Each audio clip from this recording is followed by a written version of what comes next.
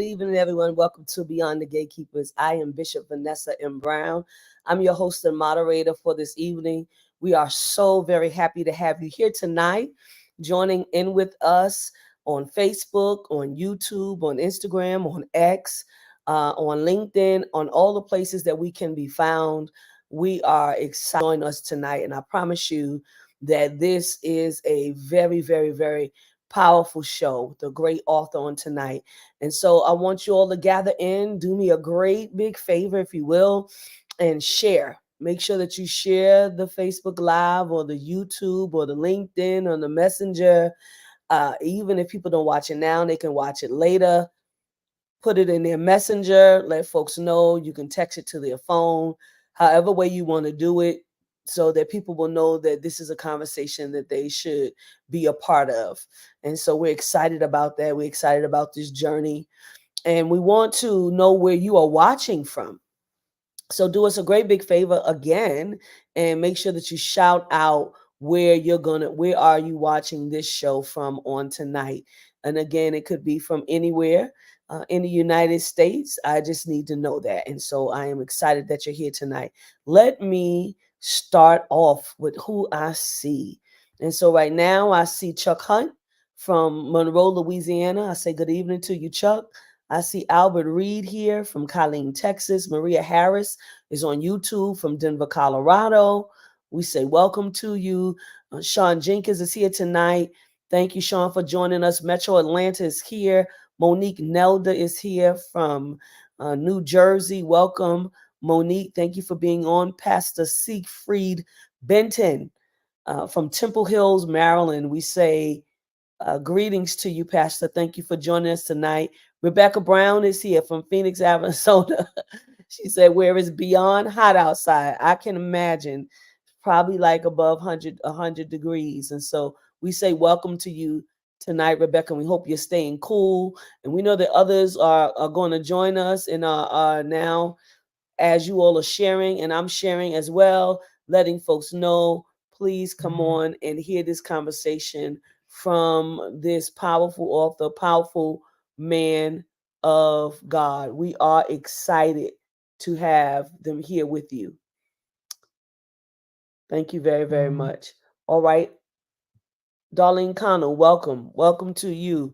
Queens, New York is in the house. Queens, New York is in the house. While other people are coming on, I just want to let you all know, I see you, Minister David. Minister David representing East Orange, New Jersey tonight by way of New York City. Lavinia Bean, welcome. Cape May, New Jersey is in the house. Jacqueline Trussell, thank you for being here on YouTube from Chicago, Illinois. Thank you for being here. A.V. Dubspoon from Arkansas. Welcome, A.V. Thank you, Avi, one of the two. You'll correct me. From Arkansas. We're glad that you are here on tonight. Before I get into it, I want to let you know that Bishop Flunder will not be here with us on tonight.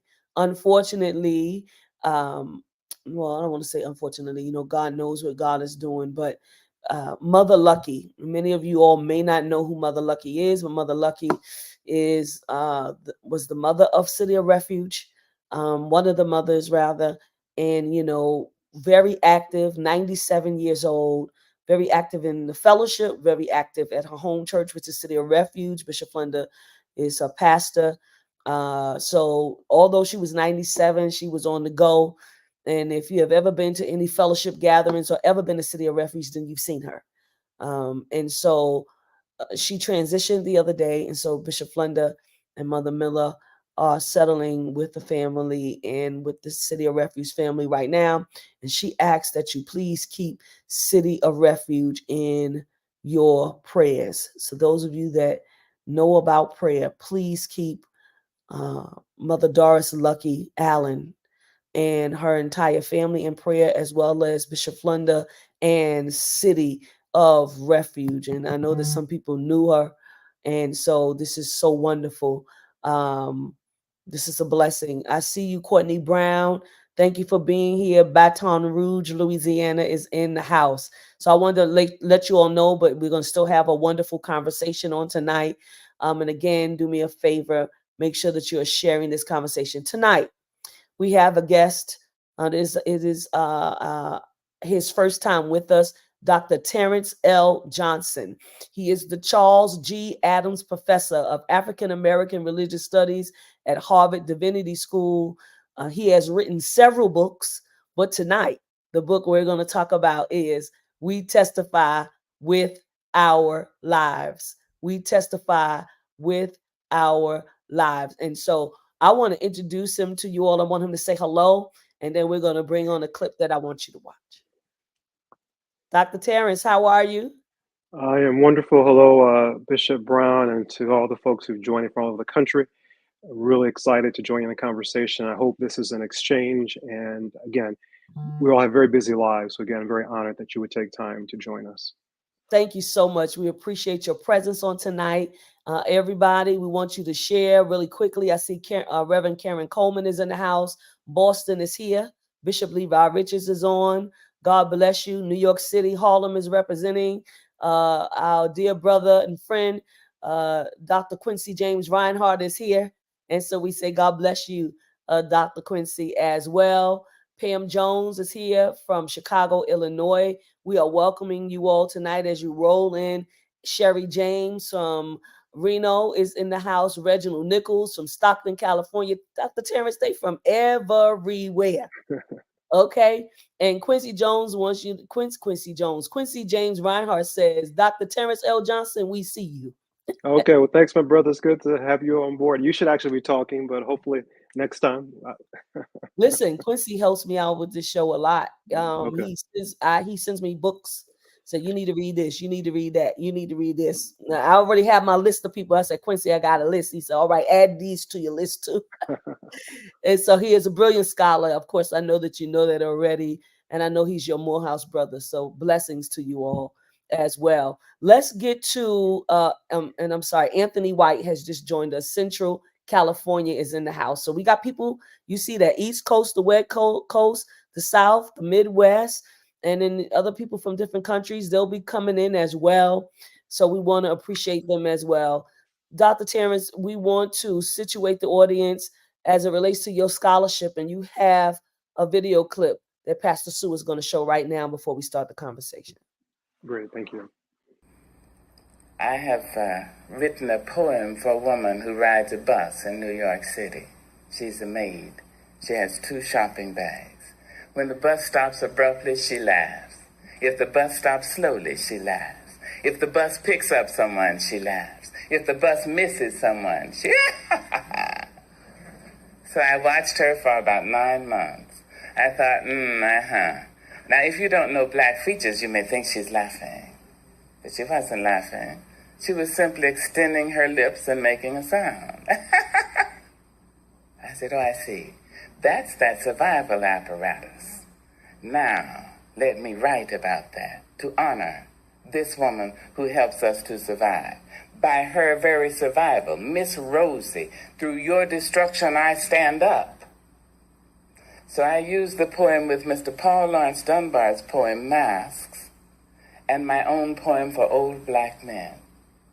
Mr. Dunbar wrote Masks in 1892. We wear the mask that grins and lies. It shades our cheeks and hides our eyes. This debt we pay to human guile. With torn and bleeding hearts, we smile and mouth with myriad subtleties. Why should the world be overwise in counting all our tears and sighs, and they let them only see us while we wear the mask? We smile, but oh my God, our tears to thee from tortured souls arise, and we sing, hey baby bye, we sing, hey, but oh, the clay is vile beneath our feet, and long the mile, but let the world think otherwise. We wear the mask. When I think about myself, I almost laugh myself to death. My life has been one great big joke, a dance that's walked, a song was spoke. I laugh so hard, I almost choke when I think about myself. 70 years in these folks' world. The child I works for calls me girl. I say, yes, ma'am, for working's sake. I'm too proud to bend and too poor to break. So I laugh until my stomach ache when I think about myself. My folks can make me split my side.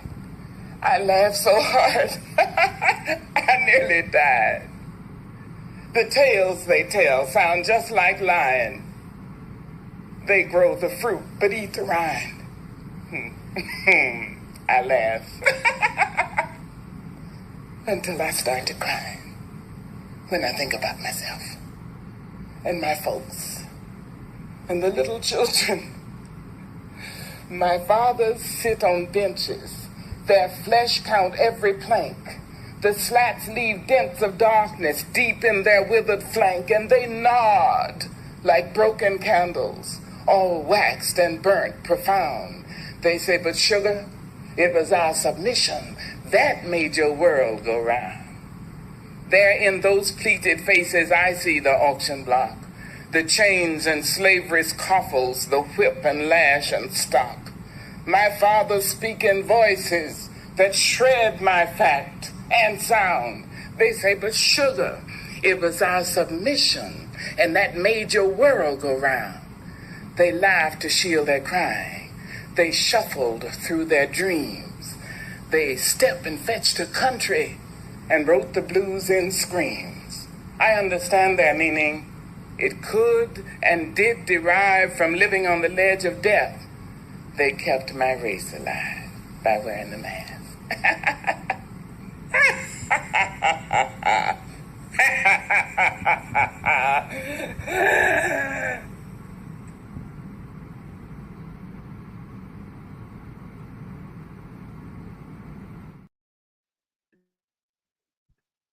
Thank you so much, Dr. Terrence. No, thank you just for allowing me to situate our conversation and Dr. Maya Angelou's rendition of We Wear the Mask. It was interestingly delivered in 1988 at a conference on understanding evil. And I think it's so powerful in part because often we see Black conditionality in this country, right? What many call the afterlives of slavery and enslavement itself, right? As this kind of social system, as orientation of how we forcibly, right, submit a people, right, to a brutality beyond words. And yet, that does not speak to the ways in which, right, there was a kind of a fancy way of calling kind of ontological framing of Blackness as the negation of whiteness, as subhuman, right, as criminality. And what I found so powerful about Angela's rendition of We Wear the Mask, right, is the extent to which, one, she calls slavery evil. Two, she recognizes that there is something called a Black interiority, that while we were enslaved physically, that there was another part of us, whether literal or metaphorical, that did not face enslavement. And I would say all of my life, right, I've always been in awe of how my family, in particular my grandmother, who was a day worker, a janitor at a state's hospital, how she, in many ways, wore so many masks as she engaged both white folk at her job, as she engaged Black people at her church who called her sister, who gave her a level of respect and dignity, of the ways in which she opened her home as a kind of place of hospitality for folk who were moving north, right, from Mississippi, from Alabama. And yet, despite the ways in which the social world condemned her as a woman, right, for being Black, for being, quote, uneducated, there was this kind of reservoir of love, right, that surrounded our family, right? Amidst all the brokenness within our family as well, there was a way in which I saw in all of my relatives this kind of deep navigation ability, right, to put their very best, even as they faced a world that attempted to destroy them every day. And so my prayer has always been that if I were to become a professor, Mm-hmm. that I wanted to try to give life to that Black interiority.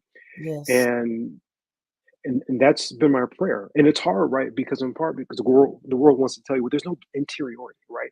It's Yes. only a figment or imagination. I would argue that, well, our survival, right, Yes. depended upon a kind of interiority. And also I want to argue that our interiority was always sometimes in conflict with the quote church, Mm-hmm. sometimes in conflict with those of us who were Muslim, those of Yeah. us who were practitioners, say, of African indigenous religions.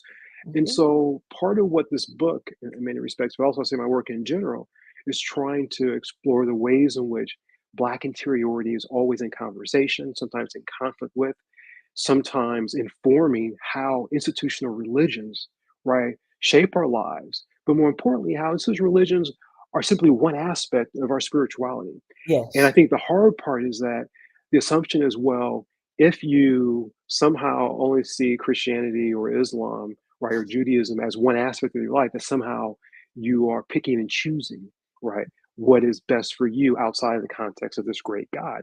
And I would argue that, well, we're always making complicated decisions based on our social lives. And so I want my students, and I try to struggle with this idea, well, how do we understand tradition, this big thing writ large, even as we struggle to make sense of it? And by struggling to make sense of it, we are in some ways, quote, tainting, we are extending, we're stretching the text, we're stretching traditions all the time. And I want folks to, especially those who are not in the academy, to say, look, anytime you raise a question about, man, God, why did this happen? Or why did the pastor come to church drunk? I remember as a kid, sometimes one of my pastors would come to church. Everyone knew he was liberated, but they were like, okay. And they would accept him, they would embrace him, and Mm-hmm. yet still criticize him. And I always wonder, well, how can we hold so many tensions and Yes. still call ourselves, oh, we're sanctified or we're set apart?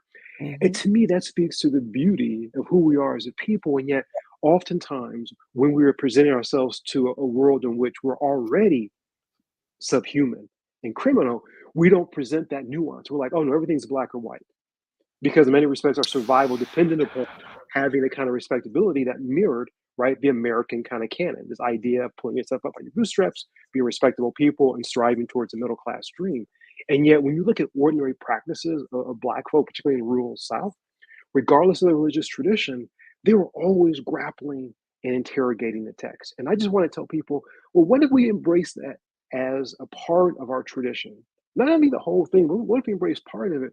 Maybe then it might force us to rethink rigid rules that force people out. You know, I'm so glad that you brought up interiority and respectability. But before I go further, I see people. This, first of all, we are talking to Dr. Terrence L. Johnson. His book is We Testify with Our Lives. And Pastor Sue is going to pop that up on the screen really quickly so you can see it and put in the chat how you can purchase it and all of the things that you need to do in order to get the book. And then he has so graciously agreed to give away a book on tonight. And so we're going to make sure that we're putting the hashtag in Beyond the Gatekeepers, right? So you've got a free book giveaway. Let's see that book up close, Pastor Sue. We Testify with Our Lives. And a powerful book for people to read. And I want us to delve into it. And then I also want to acknowledge Colette Walker. I want from St. Louis, Missouri. I want to acknowledge so many people, so many people. Okay, so you see it in the chat. Marlene McLaurin, Bishop from Unity Fellowship Church Movement in Baltimore, Bishop Sonia Williams from Atlanta, Cheryl Robinson Moore, O'Fallon, Missouri, Dr. Stacy May, Bronx, New York, Rhonda Height, St. Louis, Natasha Robinson, Professor Natasha Robinson, Chicago, Illinois, Pastor Erica Smith Maynor, York, PA. Welcome, welcome, welcome, everyone. Welcome.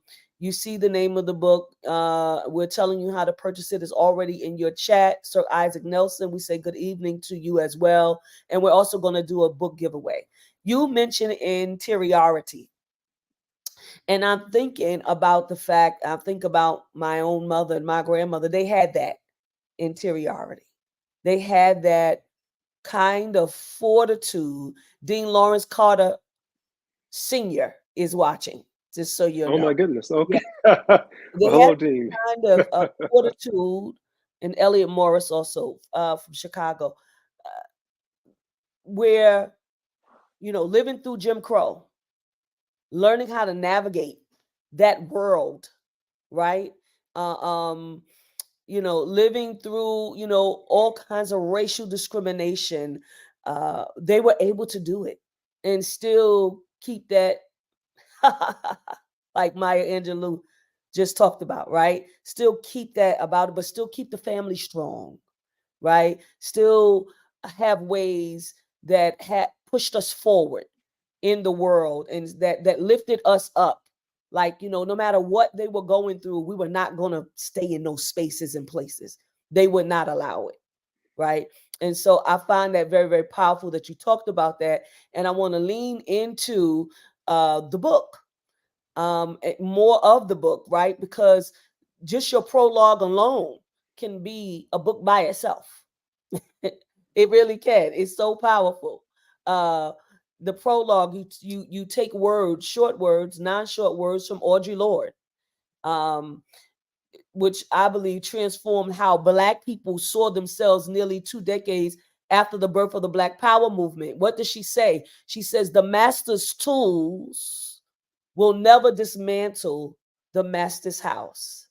Can you tell us more about that and how that situates your storytelling and all of the proof and all of the ways in which you have for us to read and understand?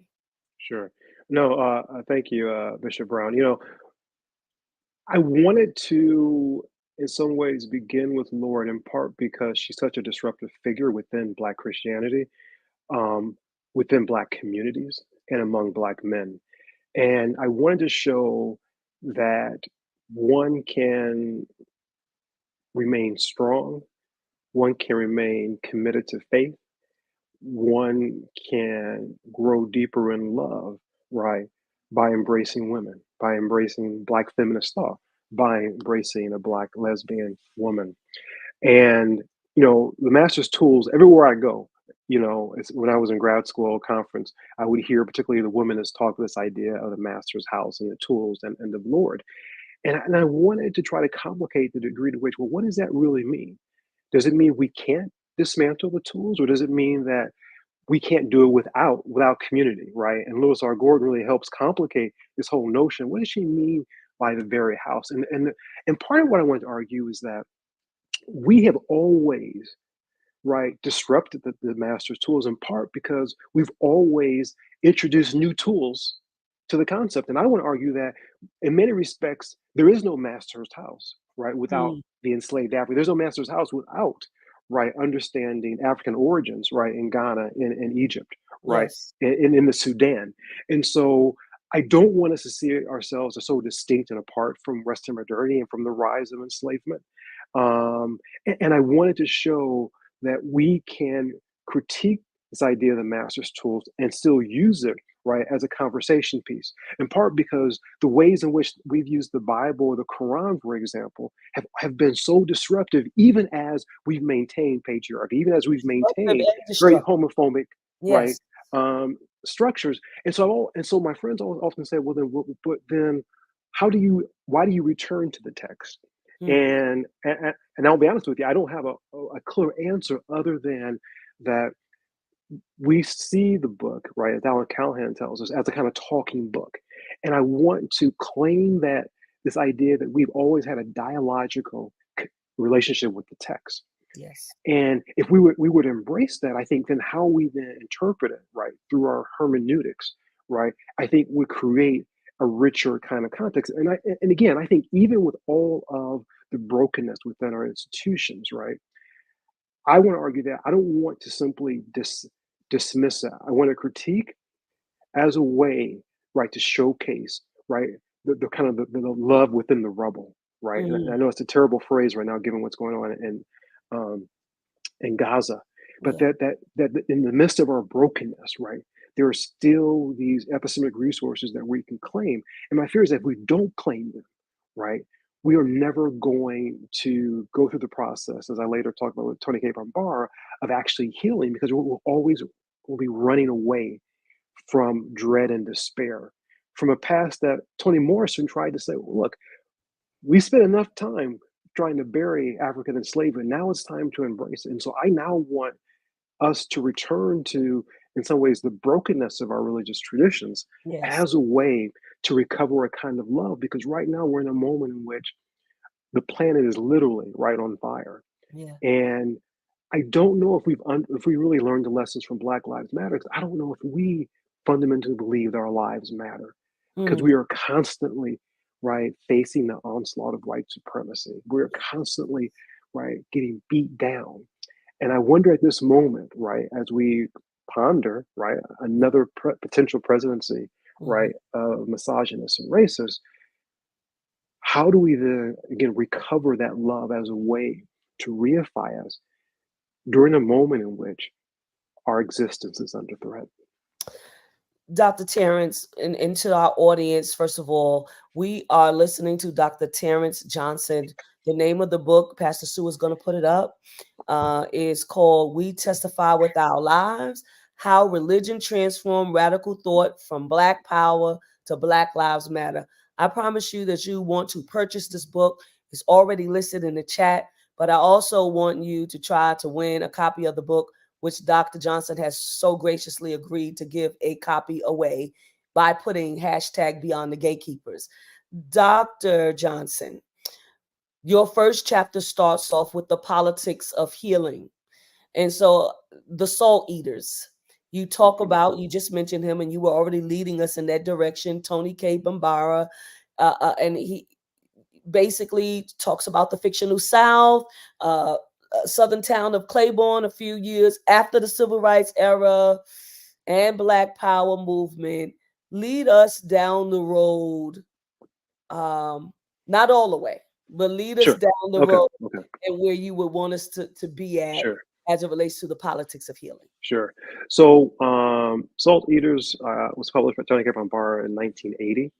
And a good friend of mine who was involved in the movement said, well, when she published the book, Black power folk were livid, in part because they're like, how can you expose our secrets? And I'm like, well, what secrets, my friend, are you talking about? She was like, the idea that these radical Black men, right, that many of these church going women, right, were involved, engaged in esoteric practices, right, like divination, right, Yes. right, going to diviners, and Readers. and the yes, healers. And the reason why I think it was so, in some ways, outlandish for folk to read was in part because people try, like men, but in particular, Silke Carmichael and others, try to frame right Black powers through a kind of very masculine lens, right, that in some ways rejected that old folk religion, right? Rejected any claims around, Christian morality, right? Mm-hmm. To frame our political activism. And this incredible novel really speaks to all the complicated ways and also the kind of the moments of genius within our community, right? That emerge even in the midst of suffering, even as people are recovering from the onslaught of Black power, that they are turning to resources that in many cases were prior to African enslavement. They have either recovered through memory, recovered through rigorous reading of history, right? I mean, Black power is SNCC. These people who were involved in these movements, they weren't simply just protesting, they were organizing, they were reading texts, right? They were engaging in texts that were written by Fanon, right? Authors who were not based in the US, right? Yes. And yet trying to make sense of, right, race as a US problem that was actually a signifier of a global problem around race. And so I felt as if Bombard did an extraordinary job of really bringing in the ways in which religion and politics collide, overlap, and create the kind of ruptures, right, that create the conditions for our healing. And I wanted to really focus on it, and I think I could have done a better job at this, but to show how political so-called progress or political emancipation will mean nothing if we have not gone through our own individual and collective healing. And I would argue that's where we are now. This question of what is healing? What does it look like? So I want to say, I want to push a little bit more because I want you to say more about these community healers. These people that were diviners and that could see. Of course, in the Black church, we would call them prophetic, Sure, or that sure. they had the gift of prophecy and they could see or they could foretell or foretell something. Say more about that. Sure. Well, in a novel, Velma Henry really is a sort of central character along with Minnie Ransom. And the text opens with this whole idea of, Velma Henry has attempted, suicide, that's gone awry.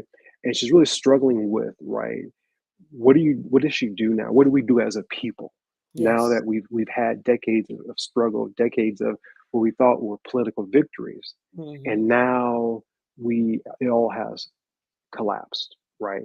As we approach an era in which individualism has just gone nuts and gone crazy, and folk have, in some ways, turned away from King's beloved community, and we see the rise, right, of these sort of mega black churches who were historically claiming that, well, King really wasn't a black minister in part because he just talked about politics.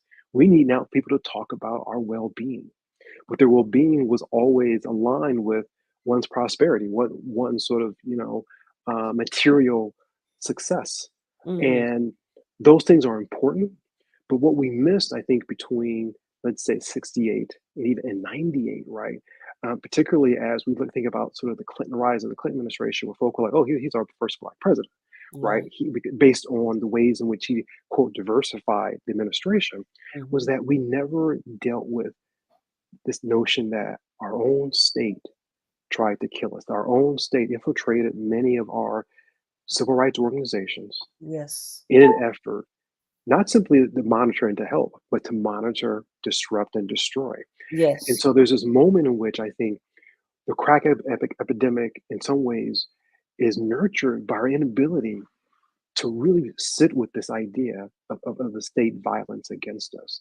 And then we immediately turn to this idea of black on black crime without sitting with the healing part. And so a novel does a great job, right, of situating a community of people who are wrestling with many of the same issues, but instead of turning to their legislator or instead of just going to their pastor or going to a psychologist, they're going to healers, right? They're going to people who are going to the very source, right? Yeah. The kind of the source of African indigeneity as a way to think about what does healing look like. And again, it's not one thing, but it's this acknowledgement of our brokenness. So possibly and maybe that is something that we should do now, right? We should, many of us have already, but many, still vilify and demonize African indigenous religions. But perhaps there should be a turning where we can get all of our stuff back, right? We can go back to those ways and still have what we have now. It doesn't have to be a either or, it can be a both and. No, I agree. And I think in many cases, we have it, right? Because many of the churches that are dying because of what? The music. Yes, And the music, right, is the one source that's undeniably African, right? And absolutely. undeniably a certain kind of spirituality, representation of a certain kind of spirituality. And so I think we have to first name it as yes, it is the Holy Ghost, it is Yeah. shouting, but it's also maybe potentially a ring shout. It's also this idea of being possessed, right? Right, Yes. by an ancestor. And so, Yes. and what does that mean? And again, people get real creepy about the word ancestry, and yet I would argue that I can go to any black home, particularly where the parents have some origins from the South, Hmm. and I can point to the ways in which their lived experience undermines the rigidity of Christianity, whether it's Absolutely. playing the numbers, Hmm. whether it's this idea you have a Get dream, you it. call an Better elder. say it. Yes, that's When true. you get sick, Yep. we don't call the doctor. We say, "Oh, well, let me first try these three remedies," Absolutely. 100%. and then we'll. And even folk who are educated, right, so-called educated, right, Yeah. when we get a diagnosis that our child has ADHD, what do? We Right. call men and women of faith and say, "Can you That's pray right. for us?" Hmm. We look for alternative ways of dealing with right, our new or any kind of neurological difference Absolutely. before we actually turn to quote science and medicine. And Yeah. so I think again, claiming how we live our lives, Yes. I think is the first step of embracing our connection to a kind of African indigeneity. Absolutely. I can tell you. I'm not gonna name no names, but my family members believe the play of the numbers. Okay. Yes, And yes. living in New York City, you could play the numbers in the Bronx, Manhattan, Brooklyn, and Yeah. Queens. Right? Oh, to this day, Yeah. I didn't know that. Well, I'm well from look, even Harlem. You can when I still talk play. to I mean, Dean, it's illegal to it's the illegal yeah.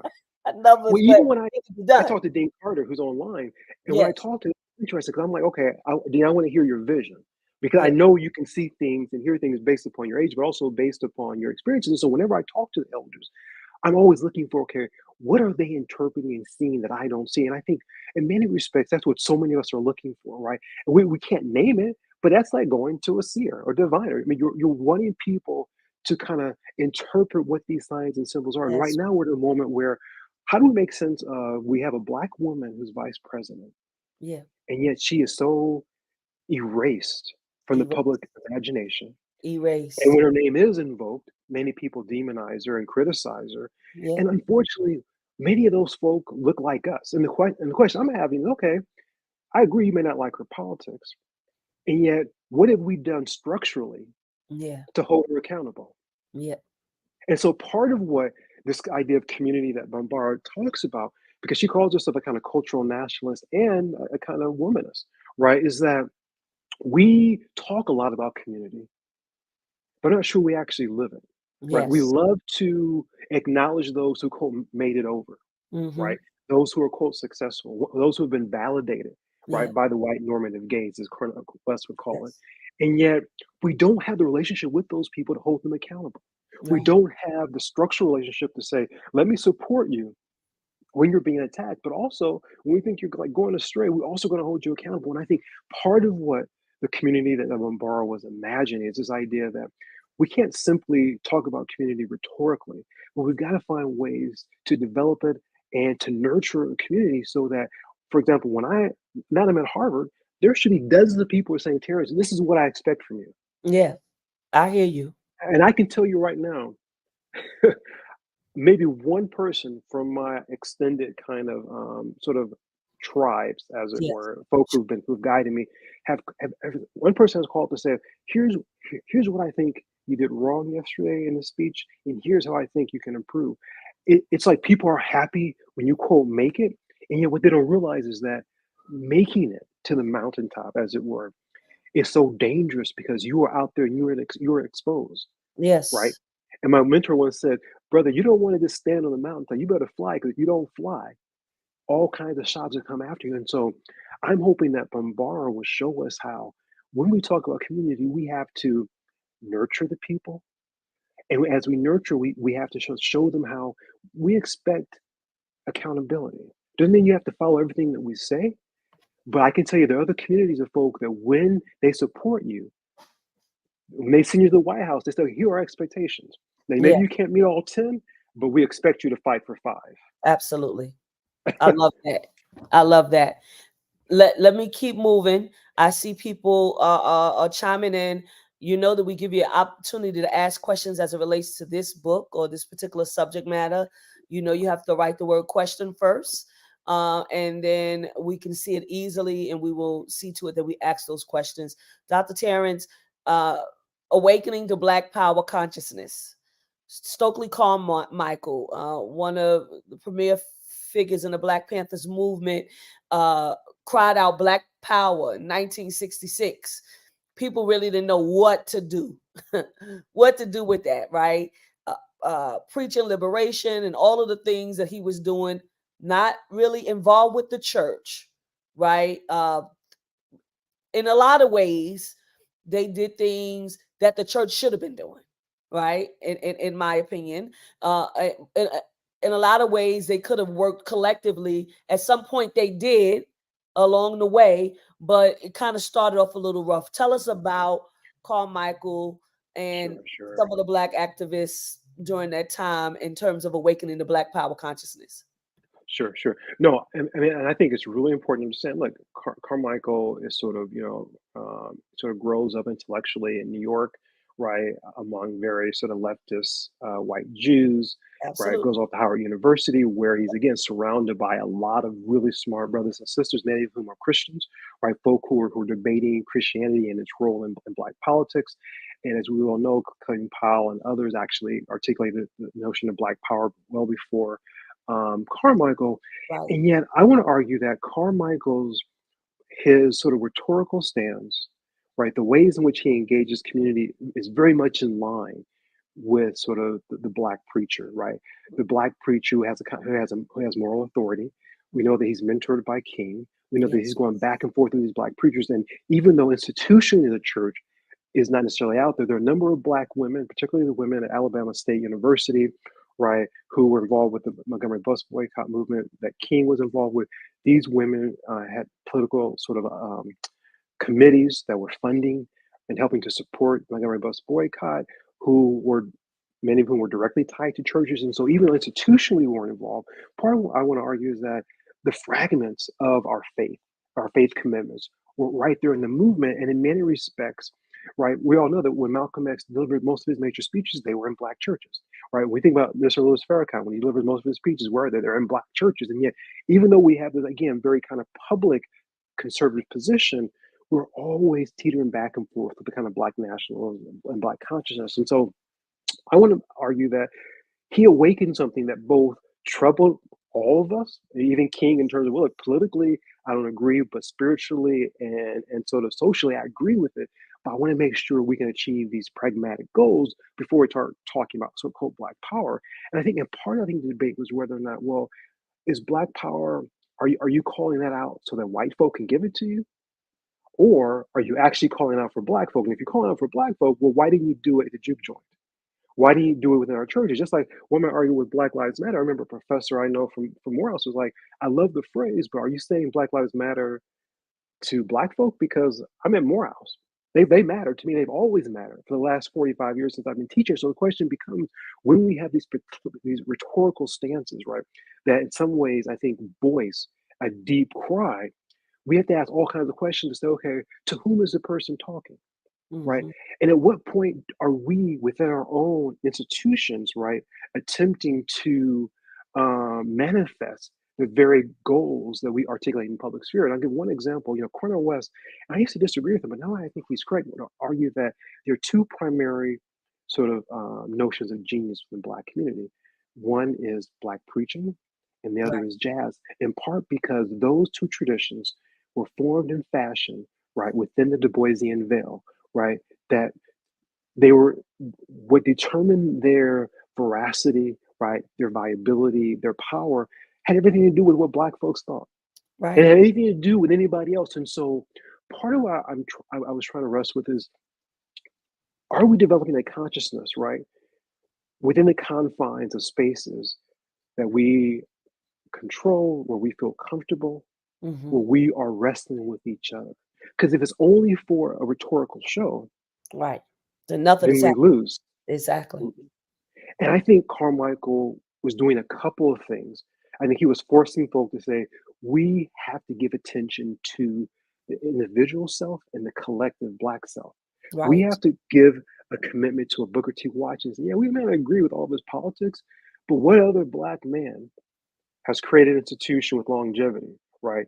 We have to look at someone like Andrea Cooper and all the years she dedicated to teaching Black children um, in DC, right? In the ways in which she institutionalized a certain kind of rigorous learning.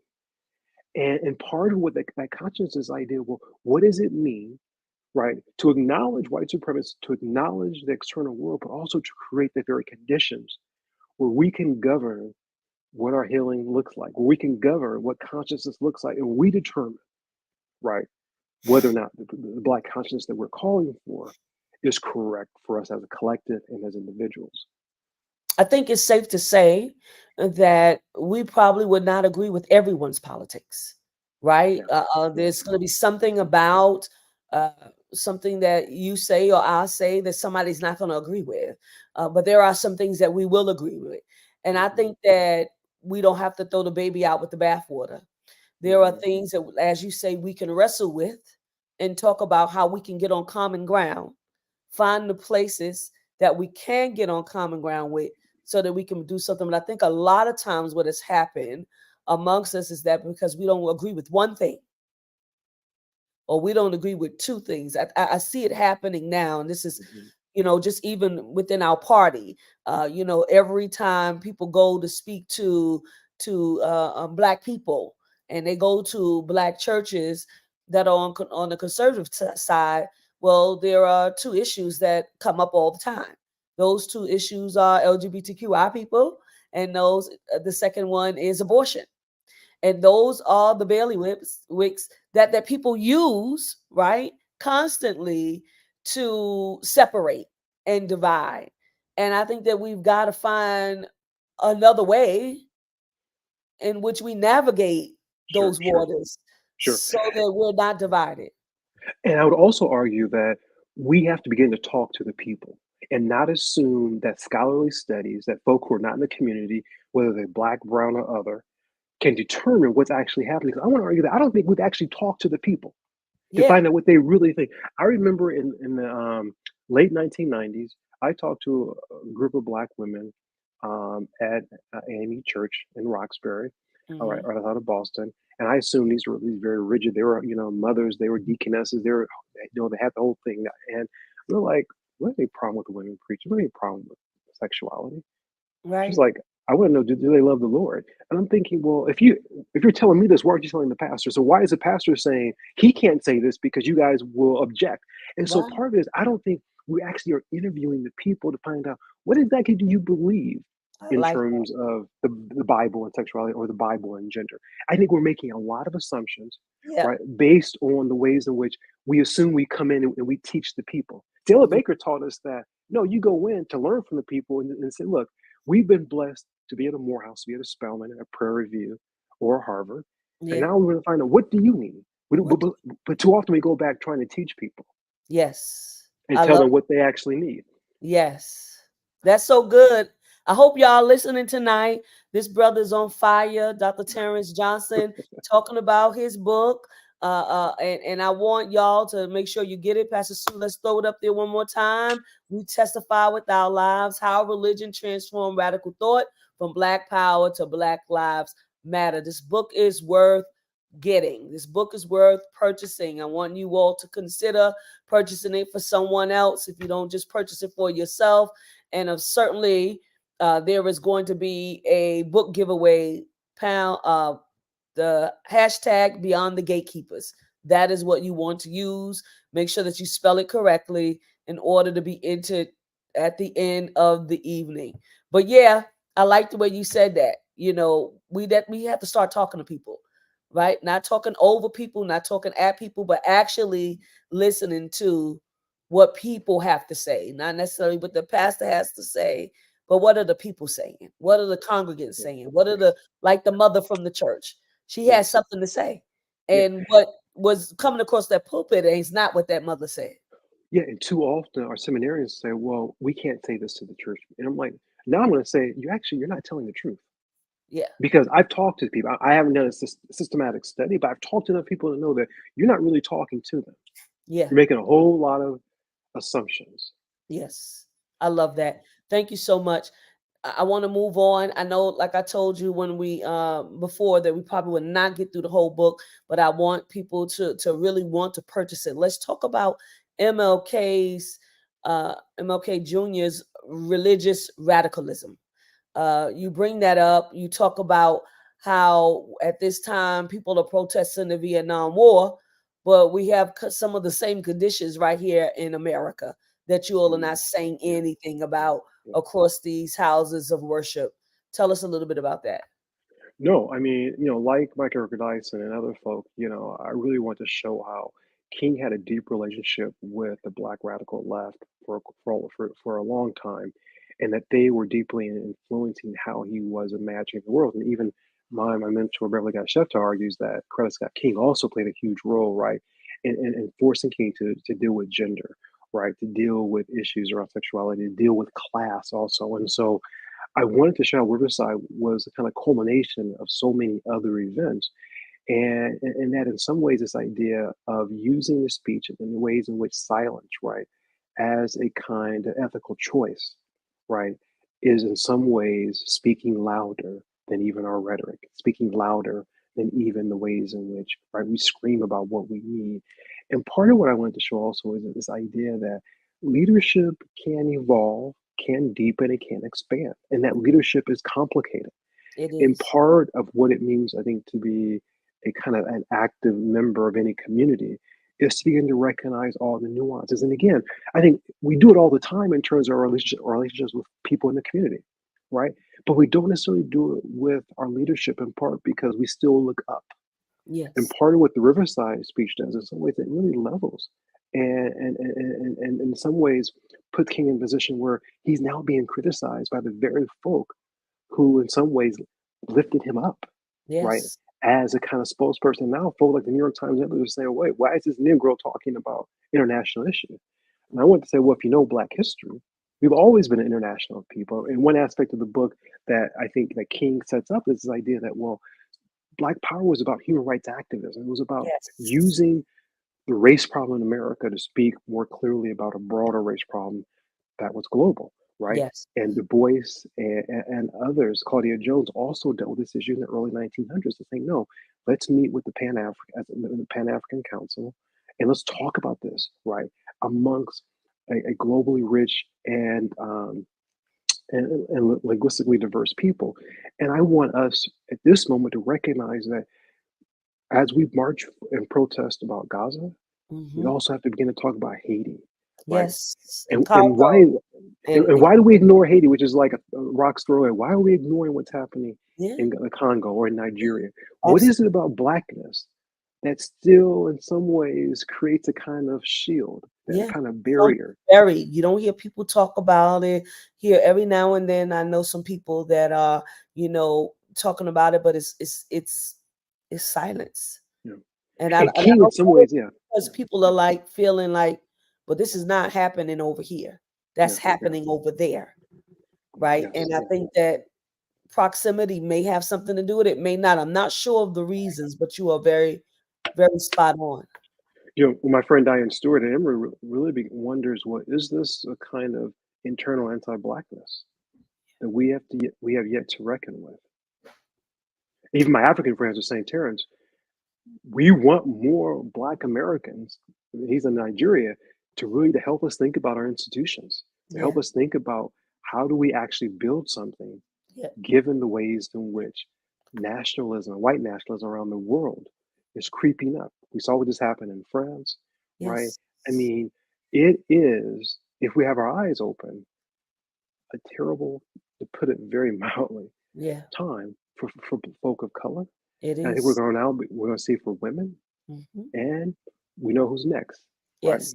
LGBTQ plus communities. I mean, Absolutely. the ways in which the legal system are beginning to think about or not thinking about reproductive justice, right? Yes. Again, all kind of reckonings, and this idea of we testify that and I get the phrase from I borrowed from Audre Lorde. It's like we haven't had military power. And I'm not sure we actually always even wanted military power, Yeah. and yet we always demonstrated with our lives our faith, our commitment to humanity. Even when humanity, quote, rejected us, we as a people, right, Yes. found ways to, in some ways, think about the old song that Mahalia Jackson was singing, there are many mansions, right? We Yes. always knew there were many, many rooms, right, in the mansions that are prepared for us. And so the question becomes, how do we politicize that in ways in which speak to how we need to create a generation of leaders who are thinking about the kind of global beloved community that King really set the stage for? Yes. Malcolm X. Malcolm X and the spiritual of humanistic activism. Yeah, I was really, and again, one of those chapters I wish I could kind of just dive into a bit more. But again, as I mentioned earlier, what I found interesting is that when he spoke about, right, the beauty of Blackness, alongside a very kind of radical politics. One, it happened often in Black churches. Often he talked through Black biblical characters. And in many respects, right, there's a way in which he embodied the kind of genius of Black life and masculinity in ways that did not erase women or did not erase, right, the other that I think Black folk found rejuvenating, right? There's something about the depth and the tone of his voice that magnified, right, his piercing words, his sort of brilliant way and mastery with words and a preacherly kind of rhetoric. Mm-hmm. And and again, this is something I've been reading with in other works, but there's something about the way we perform Blackness, particularly those who are clergy, particularly those who are artists, right, who are musicians, that there's a way in which Aretha Franklin, I'm not talking about this in the book, but I thought about it in terms of how she performed a kind of Black gospel aesthetic, even as she talked about loving her man or wanting a certain kind of respect. Absolutely. That I'm thinking it wasn't simply in the words, but it's in the tone, it's in the body. And that's what I think Malcolm X really embraced. That's what made him so dangerous is that Hoover and others are like, how do we control someone Absolutely. whose very interiority, Mm-hmm. right, is in some way stepping out before him and pulling in the people.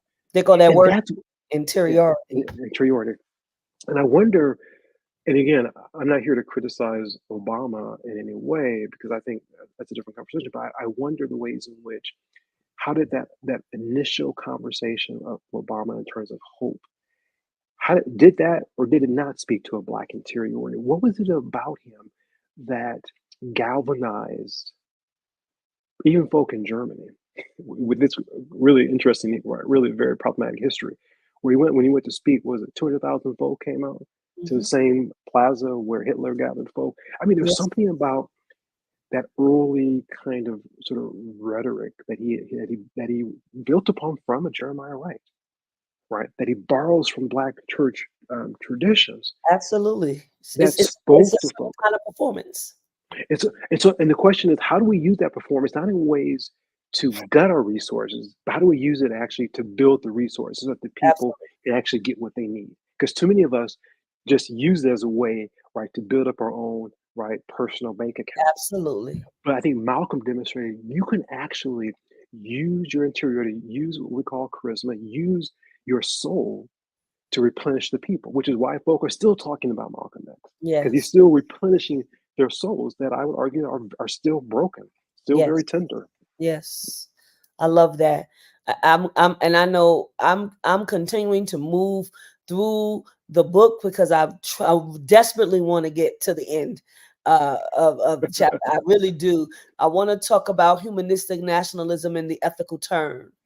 Um, Yes, you, you, you get right yeah, into it.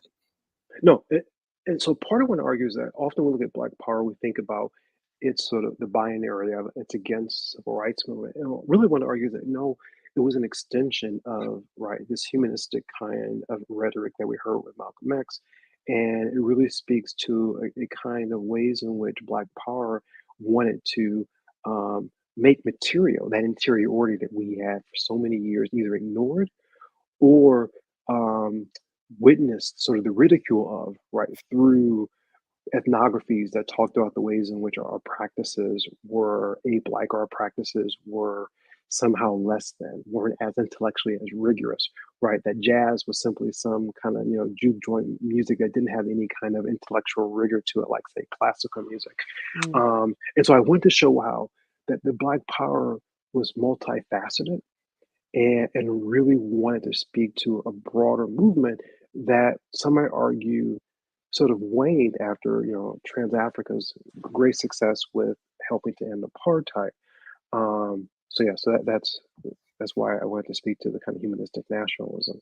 But you also talked about SNCC and the International Affairs Commission in New York City and the Third World Women's Alliance. You made mention Yes, of them, how they had already been advocating for human rights yes, activism in yes, Vietnam yes, and in South Africa, and that it was yes, Black women, yes, yes. Black women No, yes. activists.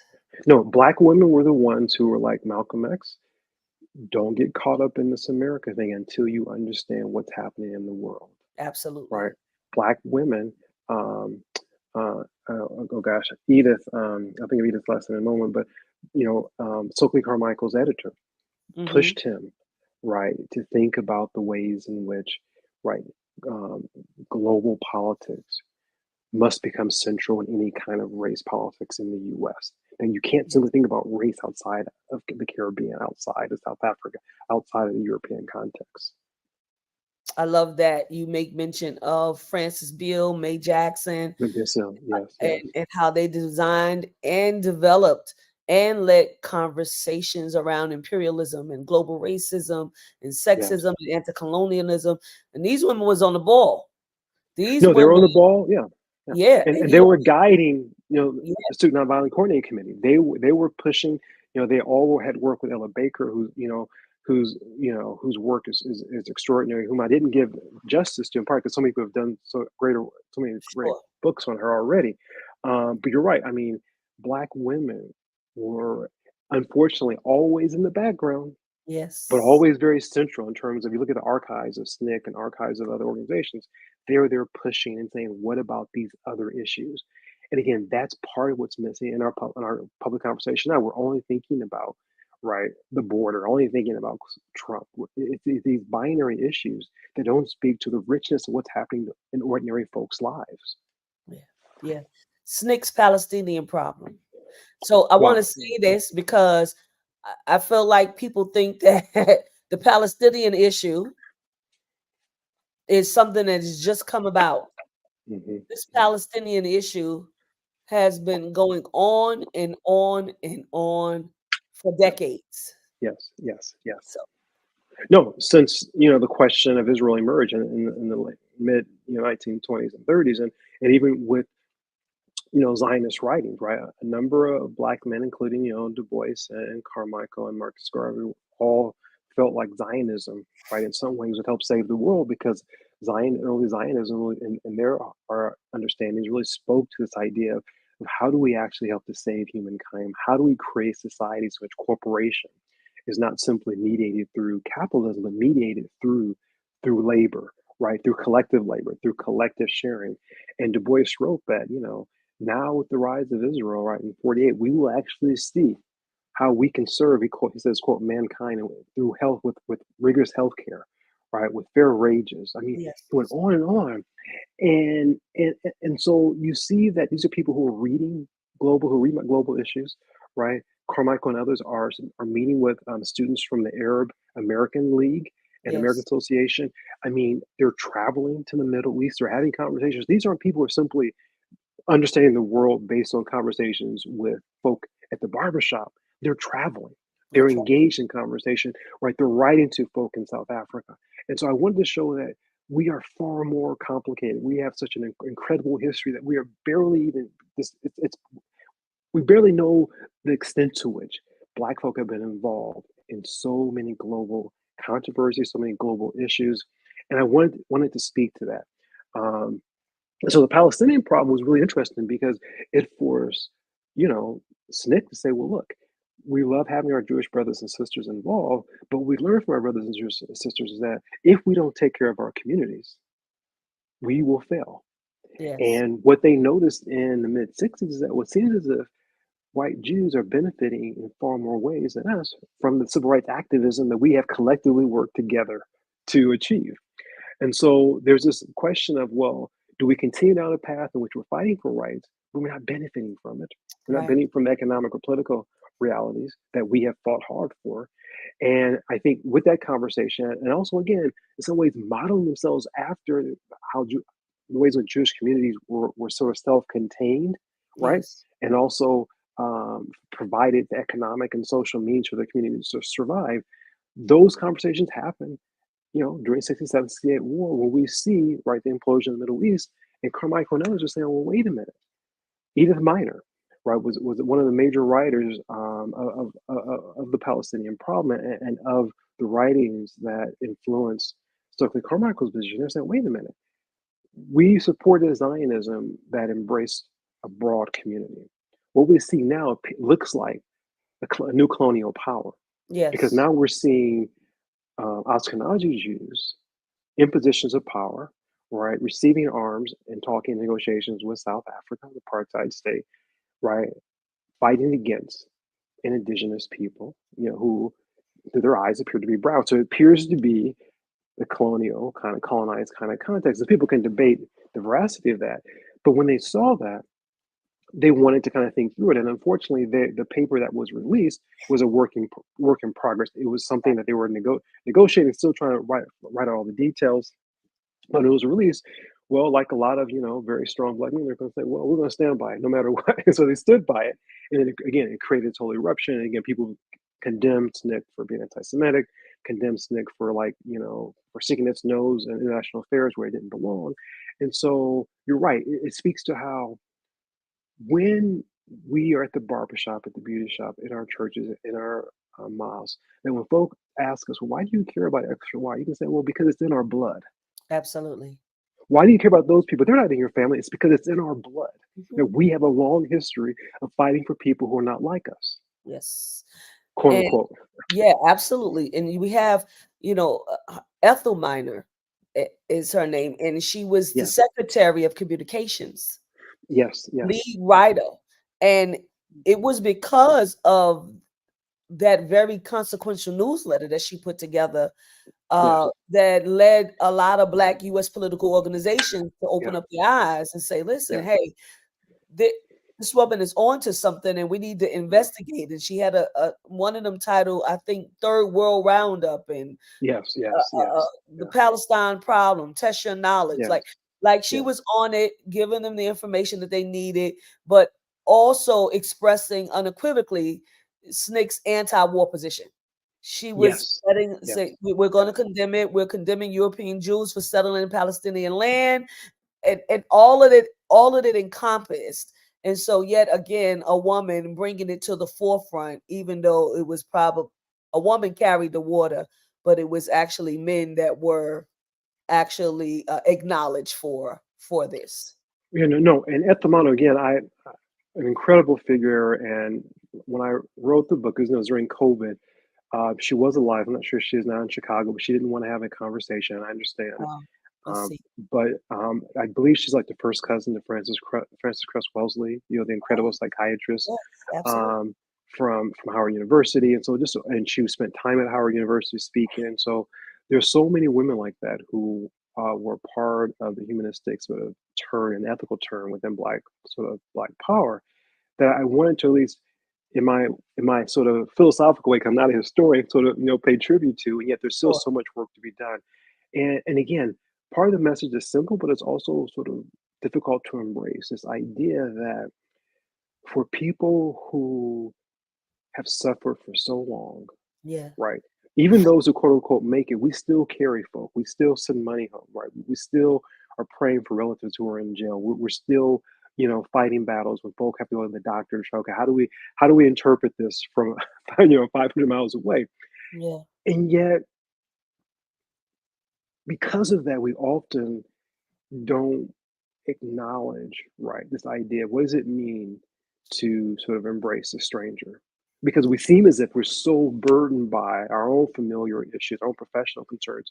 And part of what I was trying to not necessarily say, but show is that we have always, as you mentioned, had both and we've always juggled nuance. And so I don't want people to ever say, well, Black folk were myopic, Black folk, or no, we have never been one thing.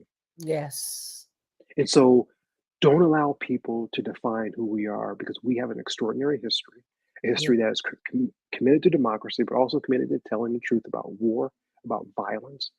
And I hope this is simply a starting point for a richer conversation. A whole lot of folk who are doing this, but I want to play my part and show, look, many of these folks appear to be respectable, right? Yes. And because they appear to be respectable, they can kind of pass under the radar. The Hmm. spook who sat by the door, you could just sit there, folks don't even know you're there. And the Yeah. next thing you know, there's a revolution. Yeah. And so I think we have to embrace ourselves in ways that acknowledges that the one who looks like Uncle Tom may not be as Uncle Tom as Maya Angelou mentioned. These Mm, men who said that our submission made this possible, right? mm, Understood the radicality, right, of performing, of wearing masks, of having multiplicity in one sort of nature. Yeah. And now this idea that you share everything on social media, you're always taking pictures, it's like, oh, it's so dull, it's so boring. Because we are far more complicated than what this sort of socially engineered new technology wants us to Absolutely. believe. Absolutely. Your last chapter, The Religion of Black Power. Yeah. Well, my grandmother thankfully did not read that. I don't think she'll be very happy with me.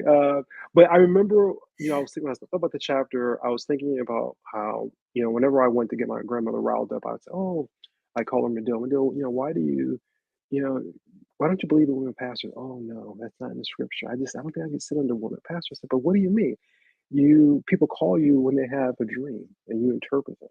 When they're sick, you put together a remedy. Is that Christian? She's like, oh, get out of here, boy. That doesn't make any sense to me. And part of what I wanted to show is that yes, she said she was against women ministers, but she would not walk out of a church because a woman minister was there. Right. Right.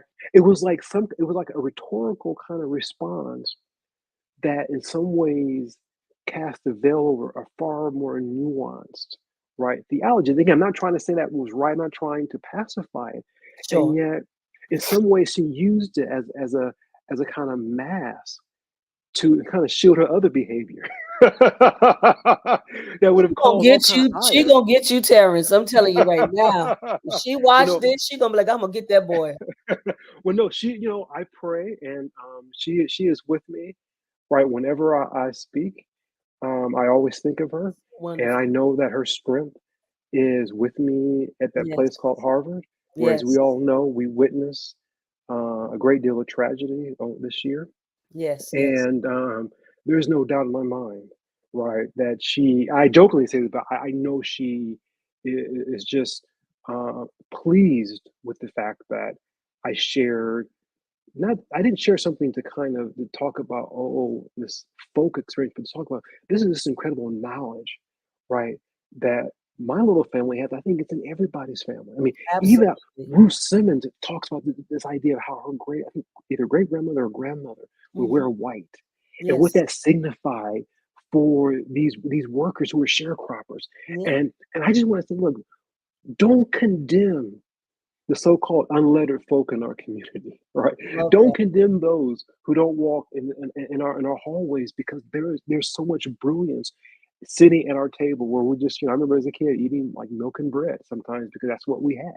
Mm-hmm. And what does it mean to sit in those spaces with these wise keepers, folk that everybody ignore, who will call them by their first name? I get so upset. Why are you calling my grandmother by her first name? It's Mrs. Johnson to you. And yet That's this woman, despite the kind of ongoing um, disrespect, right. Yeah. found ways to really create beauty, as Alice Walker said, right? You Mhm. find beauty in your womanist thought. You find beauty right in your community. And I think that as Black men, we have to find a way to embrace, right, the ways in which Black women have sustained us, and how we need their knowledge, right, to fuel, right, our masculinity. And Yeah. maybe masculinity in 20 years will be a word we will reject. Right. But what we call our force, our strength, we can't do it in a way in which it's only in a kind of male-centered space because we need only men understand certain issues. I want to push back and say, well, maybe yes, maybe not. And Mm-hmm. also, there are a whole lot of problems that emerge in these sort of spaces that we need to acknowledge. And so, I don't want to go deep down that route, but I want to say that the religion of Black power comes from many of these women. And I mentioned my great grandfather, Yeah. who was also a seer. And again, I never know what was real or not. My grandma was like, yeah, he and his wife made their living, Yeah. because a lot of white folk would come in and say, well, what, I lost my cow, my wife's sick, or I'm concerned my wife might be stepping out, right? Mm-hmm. That's how they made their money, as they went to church every Sunday, Yeah. Sure. as they farmed. Yeah. Because it was a part of their DNA. That was a Yes, gift that yes, your grandparents yes, had. They wasn't yes, swindling folks because the folks wouldn't keep coming back if it wasn't true. yes, Right? They yes, wouldn't be yes, telling other folks, go see my dear yes. down the road.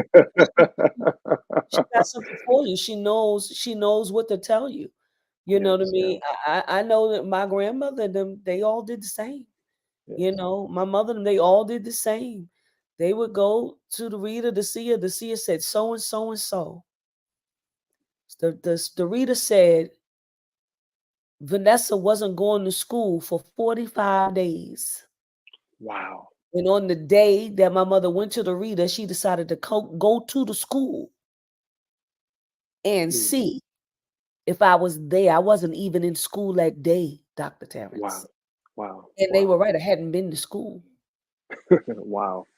And she went and she looked and she said, "What address do you have?" And she looked for the address, and the address was not mine, not hers. Someone else's. All of my cutting cards and all of my absentee cards were going someplace else. So my mother wouldn't find out. But something made her not go to work that day and go see a reader. And that reader said, "Your daughter's not going to school." Wow. Wow. So I know they exist. I mean, I can go all the way back. I use myself as an example, but go back to other things and people in the South that did readings for my mother, and my grandmother helped them to do readings as well. Certain things that they would tell you to do about taking water and something and put it under your bed, all kind of different things. Listen, if you don't believe it, it's okay. I tell people that all the time, but it worked for them.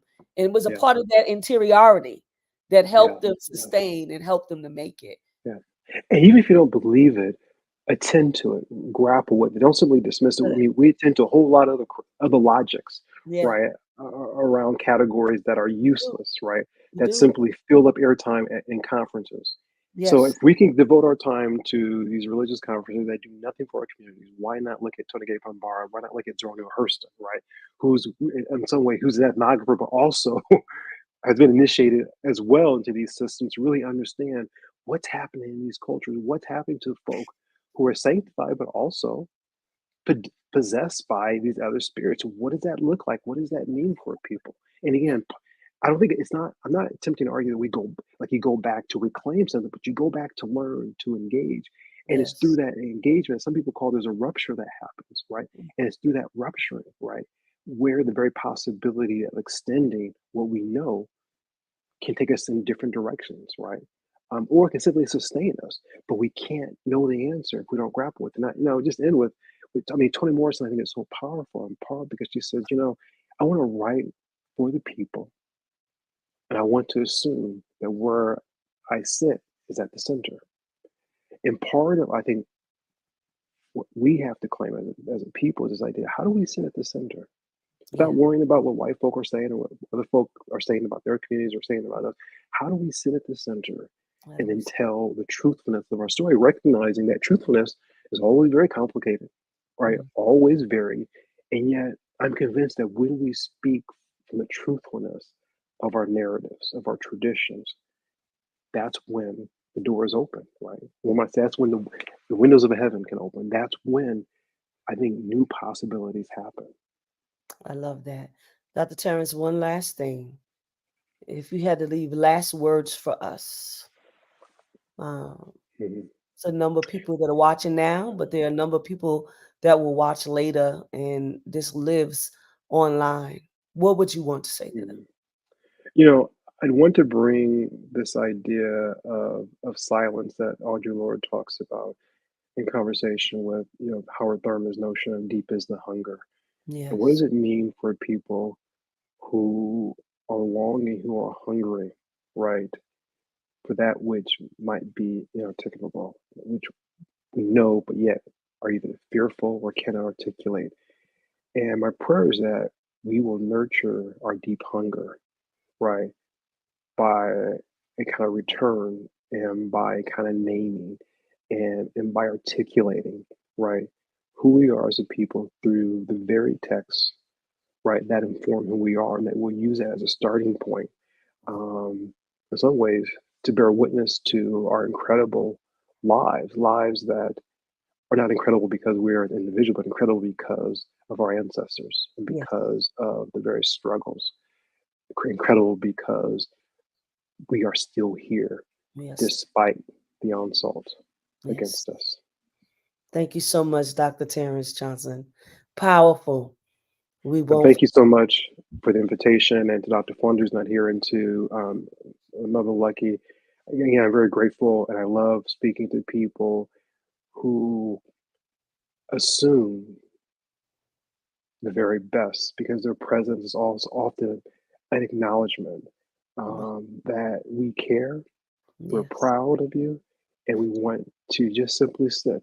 And so, thank all of you who came, and it's really an honor. And I pray that I can help, and this book provides you with the resources that you need for your life and for your intellectual growth. Excellent. Thank you all for joining in. We have two advertisements that we want to show, and then we're going to go directly to our book giveaway. So thank you for joining Beyond the Gatekeepers, where there are current events through a theological and justice-informed lens. You all know that we talk about politics and religion and sex and sexuality and race. We're so glad that you join in with us on a weekly basis. We want you to support our broadcast by sending a donation to $Cash App. I'm sorry, to $TFAM Annual, or to our PayPal at www.paypal.me/TFAM Justice. So again, it's our Cash App at $TFAM Annual, or it is our PayPal, and our PayPal is www.paypal.me/TFAM Justice. We appreciate your gifts in the ways that you already give to us very much. And we want you to save the date, August 5th through the 9th. Bishop Yvette Flunder, who is our presiding bishop of the Fellowship of Affirming Ministries, we will be having our leadership conference in Las Vegas, Nevada, at the Palms Casino Resort Hotel in Las Vegas. There's an early bird registration that is $200, and it ends June 19th. There's regular registration that is $300 after that date. You can go to www.radicallyinclusive.com. If I'm not mistaken, I know that that's what it should be.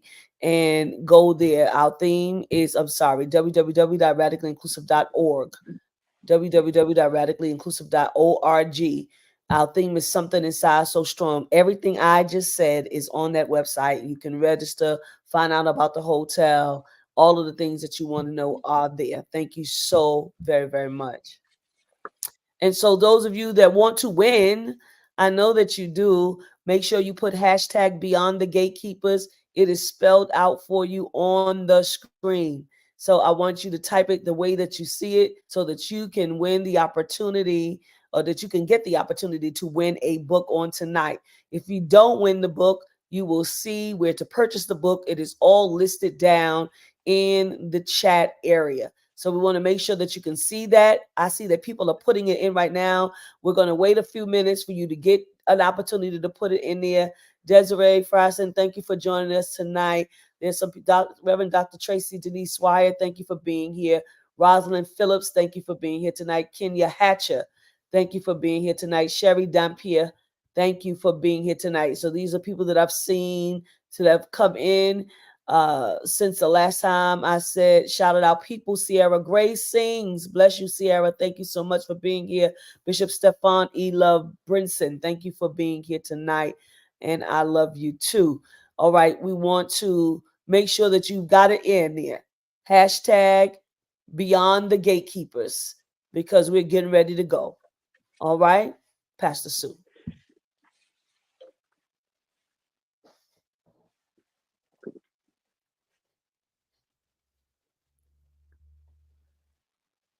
Ha!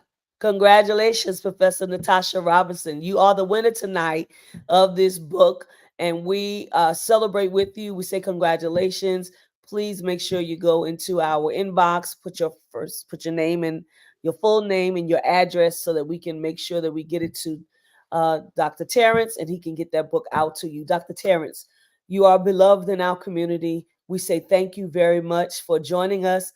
And we certainly look forward to talking to you again, because you have several other books, and I know that I want to bring you back. Thank you so very much, Dr. Terrence. Great. Thank you so much. It's been a pleasure. Thank you, everyone, for joining us. We say God bless you and have a wonderful evening.